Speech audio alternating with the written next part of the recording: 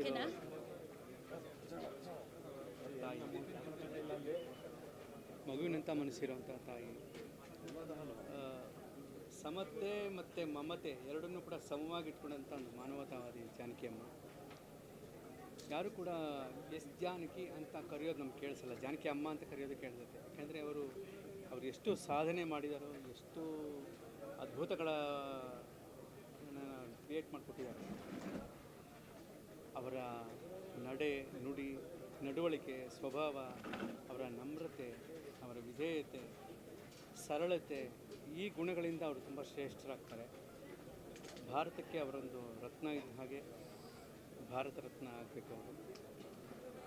ಜಾನಕಿ ಅಮ್ಮನನ್ನು ಈಗ ಇಲ್ಲಿ ನೋಡುವಾಗ ಅನಿಸಿದ್ದು,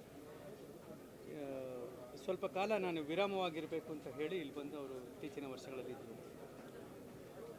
ಈಗ ಅಮ್ಮ ಮಲಗಿದ್ದಾರೆ. ಅದು ನೋಡುವಾಗ ನನಗನ್ನಿಸ್ತು, ಇದು ಸ್ವಲ್ಪ ದೀರ್ಘವಾದ ವಿರಾಮನೇ ಹೊರತು ಪೂರ್ಣ ವಿರಾಮ ಅಲ್ಲ ಇದು. ಯಾಕೆಂದರೆ ಇಂಥ ಚೈತನ್ಯಗಳಿಗೆ ಸಾವಿರಲ್ಲ.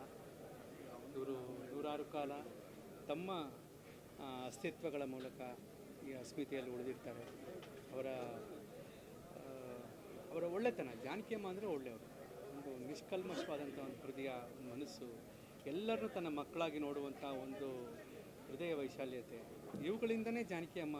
ಅವ್ರ ಹಾಡುಗಳ ಬಗ್ಗೆ ಮಾತಾಡೋದಕ್ಕೆ ನಮ್ಮ ಜನ್ಮ ಸಾಲದು, ಅಷ್ಟು ಸಾಧನೆಗಳಿದೆ. 48,000 ಹಾಡುಗಳು 17 ಭಾಷೆಗಳಲ್ಲಿ ಹಾಡಿ, ಆಯಾ ಭಾಷೆಯವರಿಗಿಂತಲೂ ಹೆಚ್ಚು ಸ್ಫುಟವಾಗಿ ಹಾಡ್ಕೊಂಡು ಬಂದಂಥ ಒಂದು ಮಹಾನ್ ಪ್ರತಿಭೆ, ಮೇಧಾವಿಯವರು. ಆದರೆ ಅದಕ್ಕಿಂತ ಹೆಚ್ಚು ಫೇಮಸ್ಸು ಯಾವುದರಲ್ಲಿ? ಪ್ರೀತಿಯಲ್ಲಿ, ಆ ಒಂದು ಸನ್ನಡತೆಯಲ್ಲಿ. ಅಂಥ ಒಂದು ಮಹಾನ್ ಚೈತನ್ಯ ನೂರಾರು ಕಾಲ ಜೀವಂತವಾಗೇ ಇರ್ತಾರೆ. ಅಂಥವ್ರಿಗೆ ಮರಣ ಅನ್ನೋದು ಇರೋದಿಲ್ಲ. ಹುಷಾರಿಲ್ದಿದ್ದಾಗ ಕಿವಿಗೆ ಹತ್ತಿ ಇಟ್ಕೊಂಡು ಮಲಗೋರು ನೋಡಿದ್ದೀವಿ. ಇಲ್ಲಿ ಒಂದೇ ಒಂದು ವ್ಯತ್ಯಾಸ, ಮೂಗಿಗೆ ಹತ್ತಿ ಇಟ್ಟಿದ್ದಾರೆ. ಅದೊಂದು, ಆ ಒಂದು ಚಿತ್ರಣ ಒಂದು ನಮಗೆ ಜೀರ್ಣಿಸ್ಕೊಳ್ಳೋಕ್ಕಾಗೋದಿಲ್ಲ.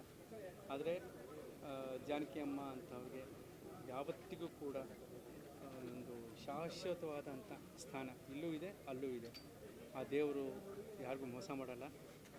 ದೇವಲೋಕದಲ್ಲಿ ಅಲ್ಲಿ ಸ್ವಲ್ಪ ದಿನ ಅಮ್ಮನ ಹಾಡುಗಾರಿಕೆ ಕೇಳಬೇಕಂತ ಕರೆಸ್ಕೊಂಡಿರ್ಬೋದು.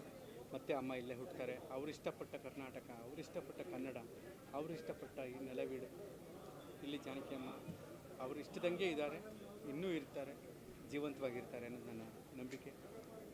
ಸದಾಕಾಲ ಜಾನಕಿ ಅಮ್ಮನಿಗೆ ಅವ್ರನ್ನ ಸ್ಮರಿಸ್ತಾ, ಅವ್ರಿಗೊಂದು ನಮಸ್ಕಾರ ಹೇಳ್ತಾ, ಅವರ ಆತ್ಮಕ್ಕೆ ಶಾಂತಿ.